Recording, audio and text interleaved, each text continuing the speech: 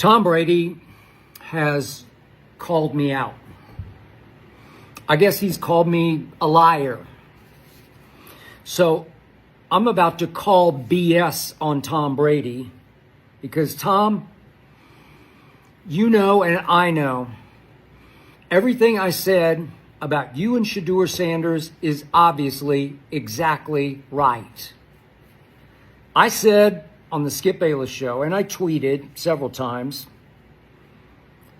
that Tom Brady obviously played a role in the Raiders passing on Shedeur Sanders 7 times in the draft before finally Cleveland took him, as you know, early in the 5th round. 7 times the Raiders passed on Shedeur Sanders. Yet when Tom Brady was asked on the Jake Paul podcast why Shedeur fell so far, he stammered for a second. And then he said, that's a good question. And then Tom said, I wasn't part of any evaluation process or to see that. I guess meaning that he wasn't at all a part of the Raiders draft process, so he wasn't privy to any inside information about why Shedeur fell so far, so fast. Really interesting. So soon after Pete Carroll took over as Raiders coach, he said, we're going to build this team up around the quarterback position, and we're going to lean on Tom as much as we possibly can. Smart. Then there was this from the new Raiders general manager, John Spytek, who said, when we are looking at a quarterback, we'd be a fool not to involve Tom. Well, obviously you'd be an absolute idiot not to involve Thomas Edward Patrick Brady Jr., the greatest quarterback ever. I mean, we're talking about the GOAT, who's now a Raiders owner. And not only that, but Tom is close friends with Mark Davis, the majority owner of the Raiders. And he's also very good friends with John Spytek because they played briefly together at Michigan, and then Spytek was an executive at Tampa who actually helped get Tom to Tampa, where he obviously, after he got kicked out the back door in New England, went straight to Tampa in the pandemic year and took a 7-9 team to a Super Bowl championship. Spytek was a part of that. And most important to this question is that Shedeur Sanders became the most debatable player by far in this draft. I've been doing this, covering the NFL for almost 50 years. I think he was the most debatable lightning rod player in the history of the National Football League draft. I said he was the best quarterback from the start before the college football season started. Mel Kiper ranked Shedeur 5th overall, 1 slot ahead of Cam Ward. And then a whole lot of people out there didn't like Shedeur. I'll get to that in just a moment. But I considered it a strength of Shedeur's that since he was in high school, it may go back before that. You'd know this better than I would, Tom.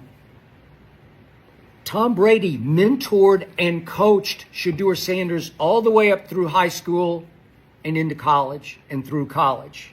Mentored and coached.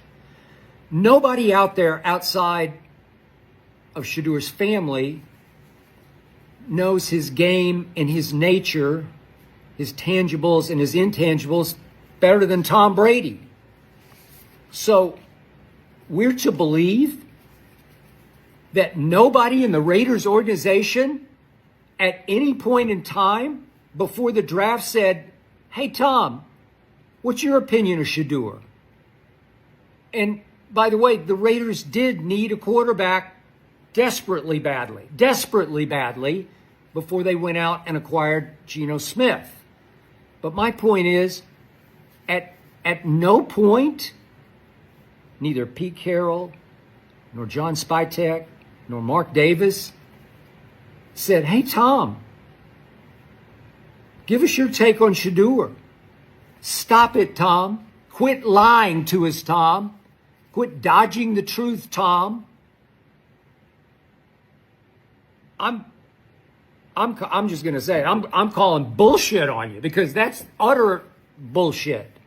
The Raiders would be fools if they didn't ask you your opinion of Shedeur. And obviously, as I'm about to detail, you said no to Shedeur because they did pass him 7 straight times with 3 picks in the 3rd round and 2 in the 4th round. They just passed and passed and passed. I don't know exactly what you didn't like about Shedeur, but you obviously vetoed Shedeur.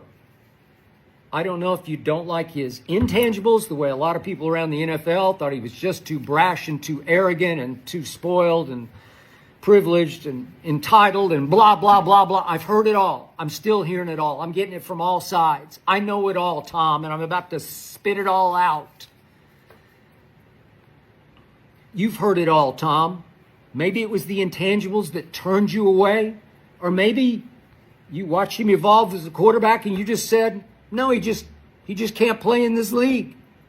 A lot of people thought you couldn't play in this league, you 6th-round draft pick that you were. So maybe you did to Shedeur what they did unto you, Tom. But you obviously said no. And I get it that Pete Carroll said, going on 74 years of age, maybe this is his last gig. I don't know.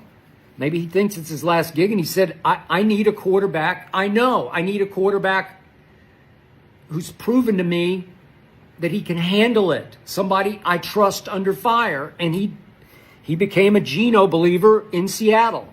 So you went out for a 3rd-round pick and you got Geno Smith, and you gave him a couple of more years at around, what can you make, around $40 million a year? It's pretty good money. And Geno's pretty good. I don't think his ceiling is nearly as high as Shedeur's, but that's just me. But you banked on Geno for a couple of years more. What is he, 34? And yet, I'm looking at your situation even after you acquired Geno, and I'm thinking, man, Shedeur would make the perfect understudy with Tom Brady still mentoring and coaching for a couple of years. Perfect, beautiful. Like maybe 3 years, like Aaron Rodgers in Green Bay. And look, I certainly understood the Raiders with their 6th overall pick saying, hey, Ashton Jeanty is just too rare of a specimen, just too rarely gifted a running back to pass up at 6th overall. You need that piece to the puzzle, and that's a big, bad piece to the puzzle. I'm good with it. I get it. But then here it went, and Shedeur began to fall for many various, mostly to me, despicable reasons. And so we're to believe, Tom Brady, that not once did you communicate as Shedeur